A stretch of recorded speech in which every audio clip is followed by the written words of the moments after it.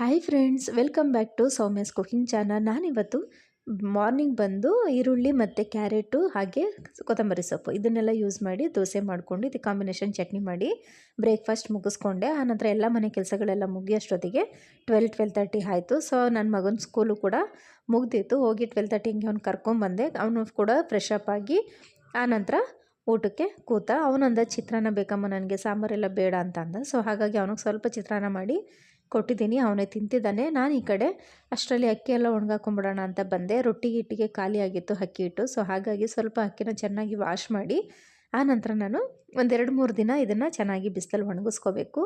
ಒಣಗಿಸ್ಕೊಂಡ ನಂತರ ನಾವು ಮಿಲ್ಲಲ್ಲಿ ಬಿಡಿಸ್ಕೊಂಡ್ರೆ ಅಕ್ಕಿ ಹಿಟ್ಟು ರೆಡಿ ಆಗುತ್ತೆ. ಅಂಗಡಿಗಳಲ್ಲಿ 1 kg-ಗೆ 75 ರೂಪಾಯಿ ಕೊಟ್ಟು ತೊಗೊಳೋದಕ್ಕಿಂತ ಮನೇಲೇ ನಾವು ರೆಡಿ ಮಾಡ್ಕೊಂಡಾಗ ಫ್ರೆಶ್ ಆಗೂ ಇರುತ್ತೆ, ಹೆಲ್ತಿ ಕೂಡ ಹೌದು. ಸೊ ಹಾಗಾಗಿ ನಾನಿಲ್ಲಿ ಒಣಗಾಕೊಂಡೆ. ಮತ್ತು ಇಲ್ಲಿ ಸೊಪ್ಪು ಕೂಡ ಬಂದಿತ್ತು, ಸೊಪ್ಪೆಲ್ಲ ತೊಗೊಂಡ್ವಿ. ನಾನು ಆ್ಯಕ್ಚುಲಿ 1 ಕಟ್ ತೊಗೊಳ್ಳೋಣ ಅಂತ ಹೋಗಿದ್ವಿ, ಬಟ್ ಸೊಪ್ಪು ತುಂಬಾ ಚೆನ್ನಾಗಿತ್ತು, ಫ್ರೆಶ್ ಆಗೂ ಇತ್ತು, ಹಾಗೆ ಚೀಪ್ ಆ್ಯಂಡ್ ಬೆಸ್ಟಲ್ಲೂ ಇತ್ತು. ನಮಗೆ 1 ಕಟ್ಟು ಬಂದು 20 ರೂಪೀಸ್ ಇತ್ತು, ದಪ್ಪ ಕಟ್ಗಳಾಗಿತ್ತು. ಸೊ ಹಾಗಾಗಿ ನಾನು ನನ್ನ ಫ್ರೆಂಡ್ ಇಬ್ಬರು ಮಾತಾಡಿಕೊಂಡು ಆ ಒಂದು 6-7 ಥರ ಸೊಪ್ಪುಗಳನ್ನ ತೊಗೊಂಡ್ವಿ.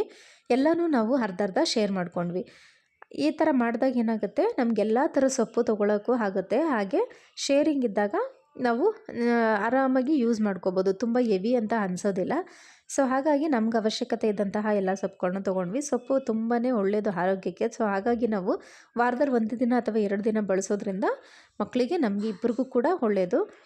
ಇಲ್ಲಿ ನಾನು ಕರ್ಬೇವು ನನಗೆ ಎಷ್ಟು ಬೇಕು ಅಷ್ಟು ಮಾತ್ರ ಎಲೆ ತೆಕ್ಕೋತೀನಿ. ಮಿಕ್ಕಿದ್ದ ಕಡ್ಡಿಗಳಲ್ಲಿ ಇಟ್ಟು ಅದನ್ನು ಒಂದು ಪೇಪರಲ್ಲಿ ಕವರ್ ಮಾಡಿ ಇಡ್ತೀನಿ. ಈ ಥರ ಮಾಡೋದ್ರಿಂದ ಏನಾಗುತ್ತೆ, ಸೊಪ್ಪು ಬೇಗ ಹಾಳಾಗೋದಿಲ್ಲ, ಫ್ರೆಶ್ ಆಗಿರುತ್ತೆ, ಹಾಗೆ ಬೇಗ ಕೊಳಿಯೋದಿಲ್ಲ. ಅಂದರೆ ನಾವು ಎಲ್ಲನೂ ಎಲೆ ಎಲ್ಲ ತೆಗೆದು ಬಾಕ್ಸಲ್ಲಿ ಇಟ್ಟಾಗ ಏನಾಗುತ್ತೆ, 1-2-3 ದಿನ ಆದ ತಕ್ಷಣ ಎಲೆಗಳೆಲ್ಲ ಕಪ್ಪಾಗೋ ಥರ ಆಗುತ್ತೆ.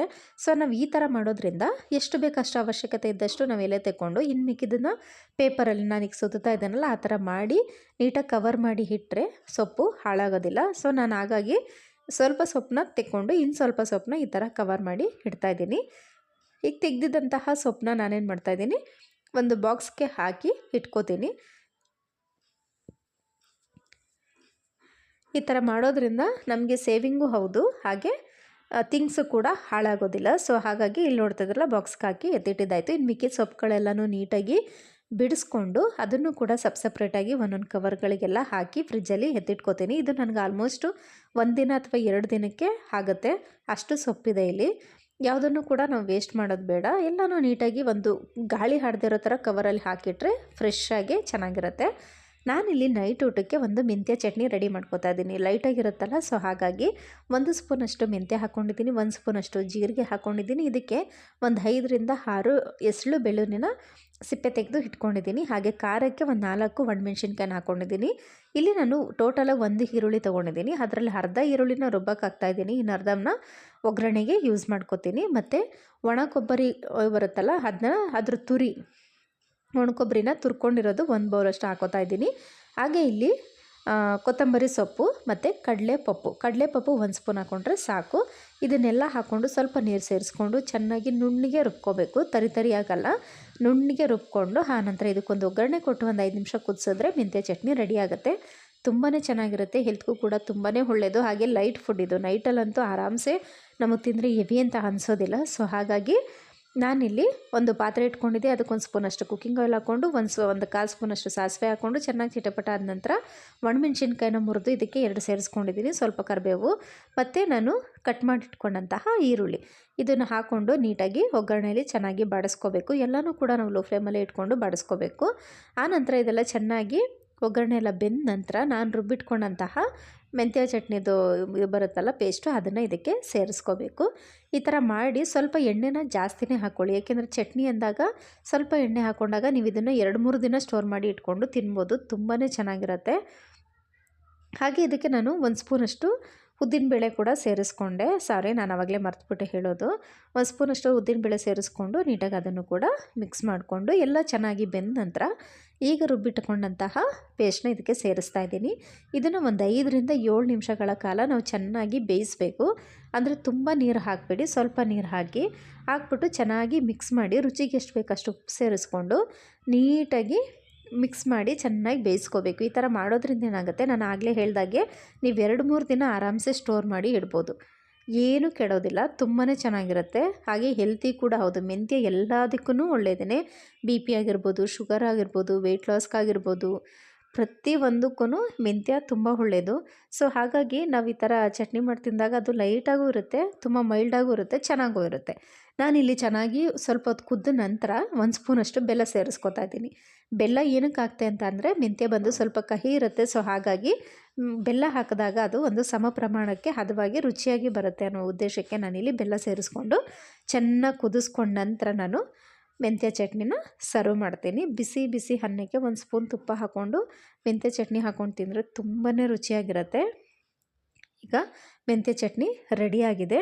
ಇದಕ್ಕೆ ನಾನು 1 ಸ್ಪೂನಷ್ಟು ತುಪ್ಪ ಸೇರಿಸ್ಕೊಂಡು ಮತ್ತು ಮೆಂತ್ಯ ಚಟ್ನಿ ಜೊತೆ ತಿಂದರೆ ತುಂಬಾ ರುಚಿಯಾಗಿರುತ್ತೆ. ಇದಕ್ಕೊಂದು ನಾನು ಸೈಡ್ ಡಿಶ್ ಆಗಿ ಚಿಕ್ಕದಾಗಿ ಒಂದು ಹಲ್ವಾ ಮಾಡಿಟ್ಕೊಂಡಿದ್ದೆ. ಅದು ಏನು ಅಂತ ಅಂದರೆ ಬೀಟ್ರೂಟ್ ಹಲ್ವಾ. ಇದು ತುಂಬಾ ಚೆನ್ನಾಗಿರುತ್ತೆ, ಮಕ್ಳಿಗೂ ಕೂಡ ಹೆಲ್ತಿ, ಇಷ್ಟಪಟ್ಟು ತಿಂತಾರೆ. ನೀವು ಒಂದ್ಸರಿ ಟ್ರೈ ಮಾಡಿ. ಆ ರೆಸಿಪಿನೂ ಕೂಡ ನಾನು ಇವಾಗ ನೆಕ್ಸ್ಟ್ ತೋರಿಸ್ತೀನಿ. ನಾನು ಅದು ಫಸ್ಟ್ ಟೈಮೇ ಮಾಡಿದ್ದು, ಬಟ್ ತುಂಬ ಚೆನ್ನಾಗಿ ಬಂದಿತ್ತು. ಅದು ಏನೂ ಇಲ್ಲ, ಸಿಂಪಲ್ಲಾಗಿ ಆರಾಮಾಗಿ ಕ್ವಿಕ್ಕಾಗಿ ಮಾಡ್ಕೋಬೋದು. ಈಗ ಸಾಮಾನ್ಯವಾಗಿ ಮಕ್ಕಳು ಏನಾದರೂ ಸ್ವೀಟ್ ಬೇಕು ಅಂತ ಕೇಳ್ತಿರ್ತಾರಲ್ಲ, ಸೊ ಹಾಗಾಗಿ ಈ ಥರ ತರಕಾರಿಗಳನ್ನ ಯೂಸ್ ಮಾಡಿ ಮಾಡಿಕೊಟ್ಟಾಗ ಅವರು ಕೂಡ ಇಷ್ಟಪಟ್ಟು ತಿಂತಾರೆ. ನಾನಿಲ್ಲಿ ಒಂದು ಬೀಟ್ರೂಟ್ ತೊಗೊಂಡಿದ್ದೆ, ಅದ್ರ ಮೇಲ್ಗಡೆ ಇರೆಲ್ಲ ಸಿಪ್ಪೆಲ್ಲ ತೆಗೆದು ನೀಟಾಗಿ ವಾಶ್ ಮಾಡಿ ಸಣ್ಣದಾಗಿ ಕಟ್ ಮಾಡಿ ಇಟ್ಕೊಂಡಿದ್ದೀನಿ. ಇದನ್ನು ಪೇಸ್ಟ್ ಮಾಡ್ಕೋಬೇಕು, ಅಂದರೆ ರುಬ್ಕೋಬೇಕು. ಸೊ ಮಿಕ್ಸಿ ಜಾರಿಗೆ ಹಾಕ್ಕೊಂಡು ಈಗ ಅದನ್ನೆಲ್ಲ ಬೀಟ್ರೂಟ್ ಕಟ್ ಮಾಡಿ ಇಟ್ಕೊಂಡಿದ್ನಲ್ಲ ಅದನ್ನೆಲ್ಲ ಸೇರಿಸ್ಕೊಂಡು ನೀರೇನು ಹಾಕೋ ಅವಶ್ಯಕತೆ ಇಲ್ಲ, ಏಕೆಂದರೆ ಆಲ್ರೆಡಿ ಬೀಟ್ರೂಟಲ್ಲಿ ನೀರಿನ ಅಂಶ ಇರೋದ್ರಿಂದ ಹಂಗೇ ಬೀಟ್ರೂಟ್ ಹಾಕ್ಕೊಂಡು ಚೆನ್ನಾಗಿ ನುಣ್ಣಗೆ ರುಬ್ಕೊಂಡ್ರೆ ಪೇಸ್ಟು ರೆಡಿ ಆಗುತ್ತೆ. ಈ ಥರ ಮಾಡೋದ್ರಿಂದ ಏನಾಗುತ್ತೆ, ಅದು ತುರಿದಾಗ ಏನಾಗುತ್ತೆ, ಮಕ್ಕಳು ತಿನ್ನೋದಕ್ಕೆ ಇಷ್ಟಪಡೋದಿಲ್ಲ. ಸೊ ಹಾಗಾಗಿ ನಾನು ಇದನ್ನು ಪೇಸ್ಟ್ ಮಾಡ್ತಾಯಿದ್ದೀನಿ.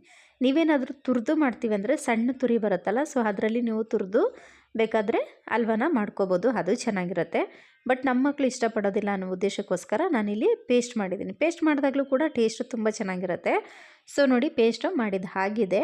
ಈಗ ಇದನ್ನು ಮಾಡೋದು ಹೇಗೆ ನೋಡೋಣ ಬನ್ನಿ. ಇಲ್ಲಿ ನಾನು ಇದಕ್ಕೆ ಬೇಕಾಗಿರುವಂತಹ ಇಂಗ್ರೀಡಿಯೆಂಟ್ಸ್ಗಳನ್ನ ಇಟ್ಕೊಂಡಿದ್ದೀನಿ. ತುಪ್ಪ ಇಟ್ಕೊಂಡಿದ್ದೀನಿ, ಹಾಲು ಇಟ್ಕೊಂಡಿದ್ದೀನಿ, ದ್ರಾಕ್ಷಿ ಗೋಡಂಬಿ ಮತ್ತು ಸಕ್ಕರೆನ ನೀವು ನೋಡಿ ಹಾಕ್ಕೊಳ್ಳಿ. ಹಾಗೆ ಇಲ್ಲಿ ಏಲಕ್ಕಿನ ಒಂದು 3 ಏಲಕ್ಕಿನ ಸಿಪ್ಪೆ ತೆಗೆದು ಚೆನ್ನಾಗಿ ಪೌಡ್ರ್ ಮಾಡಿ ಇಟ್ಕೊಂಡಿದ್ದೀನಿ. ಸಕ್ಕರೆನ ನಾನಿಲ್ಲಿ 2 ಸ್ಪೂನ್ ತೊಗೊಂಡಿದ್ದೀನಿ. ಏಕೆಂತಂದರೆ ಬೀಟ್ರೂಟ್ ಆಲ್ಮೋಸ್ಟ್ ಸ್ವೀಟ್ ಅಂಶ ಇರೋ ತರಕಾರಿ, ಹಾಗಾಗಿ ಸ್ವಲ್ಪ ತೊಗೊಂಡ್ರೆ ಸಾಕು.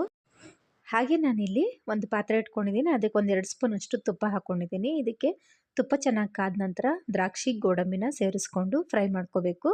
ಇದು ಚೆನ್ನಾಗಿ ಫ್ರೈ ಆದಮೇಲೆ ನಾನು ರುಬ್ಬಿಟ್ಕೊಂಡಂತಹ ಬೀಟ್ರೂಟ್ನ ಇದಕ್ಕೆ ಸೇರಿಸ್ಕೋತೀನಿ. ನೀವು ಬೇಕಾದರೆ ದ್ರಾಕ್ಷಿ ಗೋಡಂಬಿನ ಲಾಸ್ಟಲ್ಲೂ ಸೇರಿಸ್ಕೋಬೋದು, ಬಟ್ ನಾನು ಇವಾಗಲೇ ಸೇರಿಸ್ತಾ ಇದ್ದೀನಿ, ಯಾಕೆಂದರೆ ಟೇಸ್ಟು ಚೆನ್ನಾಗಿ ಬರುತ್ತೆ. ಸೊ ಹಾಗಾಗಿ ನಾನೀಗ ಡೈರೆಕ್ಟಾಗಿ ರುಬ್ಬಿದಂತಹ ಬೀಟ್ರೂಟ್ನ ಇದಕ್ಕೆ ಸೇರಿಸ್ಕೊಂಡು ನೀಟಾಗಿ ಫ್ರೈ ಮಾಡ್ಕೋಬೇಕು. ಮತ್ತು ಇದಕ್ಕಾಗಲೇ ತೋರಿಸ್ದಾಗೆ ನಾನು ಒಂದು ಅರ್ಧ ಲೋಟ ಹಾಲನ್ನು ಕೂಡ ಸೇರಿಸ್ಕೊತಾ ಇದ್ದೀನಿ. ಹಸಿ ಹಾಲಾದರೂ ಪರವಾಗಿಲ್ಲ, ಕಾದು ಹಾರಿಸಿರುವಂಥ ಹಾಲಾದರೂ ಪರವಾಗಿಲ್ಲ. ಅದನ್ನು ಹಾಕ್ಕೊಂಡು ಏಲಕ್ಕಿಕಾಯಿ ಕುಟ್ಟಿ ಪುಡಿ ಮಾಡ್ಕೊಂಡಂತಹ ಏಲಕ್ಕಿಕಾಯಿನ ಇದಕ್ಕೆ ಸೇರಿಸ್ಕೊಂಡು ನೀಟಾಗಿ ಮಿಕ್ಸ್ ಮಾಡ್ಕೋಬೇಕು. ಇದರಲ್ಲಿ ನೀರು ಚೆನ್ನಾಗಿ ಹಿಂಗಬೇಕು, ಅಂತಂದರೆ ಅದು ಚೆನ್ನಾಗಿ ಸುಂಡಬೇಕು, ಅಲ್ಲಿವರೆಗೂ ನೀಟಾಗಿ ನಾವು ಫ್ರೈ ಮಾಡ್ಕೋಬೇಕು. ಇದಕ್ಕೆ ನಾನು ಆವಾಗಲೇ ಹೇಳಿದಾಗೆ 2 ಸ್ಪೂನಷ್ಟು ಸಕ್ಕರೆನ ಸೇರಿಸ್ಕೋತೀನಿ. ನೀವೇನಾದರೂ ಸಕ್ಕರೆ ಜಾಸ್ತಿ ಇಷ್ಟಪಡೋರಾದರೆ ಸ್ವಲ್ಪ ಜಾಸ್ತಿ ಹಾಕ್ಕೊಳ್ಳಿ. ನಾನಿಲ್ಲಿ ಮೀಡಿಯಮ್ ಆಗಿರೋದು ಸಾಕು ಅಂತ ಹೇಳ್ಬಿಟ್ಟು ನಾನು 2 ಸ್ಪೂನಷ್ಟು ಹಾಕ್ಕೊಂಡಿದ್ದೀನಿ. ಬೀಟ್ರೂಟು ಜಾಸ್ತಿನೇ ಸ್ವೀಟ್ ಅಂಶ ಇರೋದ್ರಿಂದ ಸೊ ನಾವು ನೋಡಿ ಹಾಕ್ಕೊಂಡ್ರೆ ಬೆಸ್ಟು, ತಿನ್ನೋದಕ್ಕೂ ಅಂತನ ರುಚಿ ಅಂತ ಅನಿಸುತ್ತೆ. ಸೊ ಹಾಗಾಗಿ ಈಗ ನೋಡಿ ನೀರೆಲ್ಲ ಚೆನ್ನಾಗಿ ಸುಂಡಿದೆ. ಸೊ ಹಾಗಾಗಿ ಈಗ ನೀಟಾಗಿ ಪರ್ಫೆಕ್ಟಾಗಿ ಹಲ್ವಾ ರೆಡಿ ಆಯಿತು. ಆರಾಮ್ಸೆ ನೀವು ಮಕ್ಳಿಗೆ ಕೊಡ್ಬೋದು, ತುಂಬಾ ಇಷ್ಟಪಟ್ಟು ತಿಂತಾರೆ. ಇಲ್ಲ ಚಪಾತಿ ಜೊತೆಗೋ ಇಲ್ಲ ಬ್ರೆಡ್ ಜೊತೆಗೂ ಕೂಡ ನೀವು ಇದನ್ನು ಹಾಕಿ ಕೊಡ್ಬೋದು, ಅದು ಕೂಡ ತುಂಬಾ ಒಳ್ಳೆ ಕಾಂಬಿನೇಷನ್ ಅಂತಲೇ ಹೇಳ್ಬೋದು. ಈಗ ನಂದು ನೈಟು ಊಟ ರೆಡಿಯಾಗಿ ಸರ್ವ್ ಮಾಡಿದ್ದೀನಿ. ಈಗ ನಾನೆಲ್ಲ ಊಟ ಎಲ್ಲ ಮುಗಿಸ್ಕೊಂಡು ಅಡುಗೆ ಮನೆಯೆಲ್ಲ ಕ್ಲೀನ್ ಮಾಡಿಬಿಡೋಣ ಒಂದ್ಸರಿ ಅಂತ ಅಂದ್ಬಿಟ್ಟು ಮಾಡ್ತಾಯಿದ್ದೀನಿ. ಅಂದರೆ ಡೈಲಿ ನೈಟು ನಾವು ಮಲ್ಕೊಳ್ಳೋಕ್ಕೂ ಮುಂಚೆನೇ ಪಾತ್ರೆಗಳೆಲ್ಲ ಕ್ಲೀನ್ ಮಾಡಿ, ಸ್ಟವ್ ಎಲ್ಲ ಕ್ಲೀನ್ ಮಾಡಿಕೊಂಡು, ಸಜ್ಜೆ ಎಲ್ಲ ನೀಟಾಗಿ ಕ್ಲೀನ್ ಮಾಡ್ಕೊಂಬಿಟ್ಟು ಕಬೋರ್ಡ್ಗಳೆಲ್ಲ ಒಂದ್ಸರಿ ಒರೆಸ್ಕೊಂಬಿಟ್ರೆ ಏನಾಗುತ್ತೆ, ನಮ್ಗೆ ಬೆಳಗ್ಗೆ ಎದ್ದಾಗ ಒಂಥರ ಫ್ರೆಶ್ ಮೂಡ್ ಅಂತ ಅನಿಸುತ್ತೆ. ನಾವೇನಾದರೂ ಕಿಚನ್ನ ಗಲೀಜಾಗಿ ಇಟ್ಕೊಂಡಾಗ ಏನಾಗುತ್ತೆ, ಬೆಳಗ್ಗೆ ಏನೂ ಮಾಡೋದಕ್ಕೆ ಮೂಡ್ ಬರೋದಿಲ್ಲ. ಅಯ್ಯೋ ಯಾರು ಮಾಡ್ತಾರಪ್ಪ ಇಷ್ಟೊಂದಿದೆ, ಏನೋ ಒಂಥರ ಮೂಡ್ ಅಪ್ಸೆಟ್ ಥರ ಆಗಿಬಿಡುತ್ತೆ.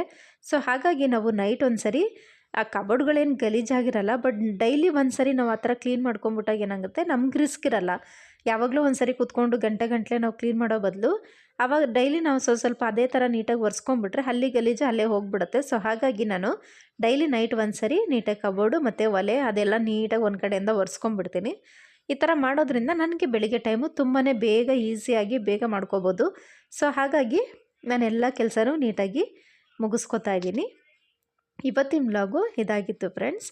ಯಾರಿಗೆಲ್ಲ ಲೈಕ್ ಆಯಿತು ಲೈಕ್ ಮಾಡಿ, ಶೇರ್ ಮಾಡಿ, ಸಬ್ಸ್ಕ್ರೈಬ್ ಮಾಡಿ, ಪಕ್ಕದಲ್ಲಿರುವಂತಹ ಬೆಲ್ ಐಕನ್ ಒತ್ತೋದನ್ನು ಮರಿಬೇಡಿ. ಹೀಗೆ ನಮ್ಮ ಚಾನಲ್ನ ಸಪೋರ್ಟ್ ಮಾಡಿ ಅಂತ ಕೇಳ್ತಾ ಇವತ್ತಿನ ವ್ಲಾಗು ಫಿನಿಶ್ ಆಗಿದೆ. ಮತ್ತೆ ನೆಕ್ಸ್ಟ್ ವಿಡಿಯೋದಲ್ಲಿ ಸಿಗ್ತೀನಿ. Take care.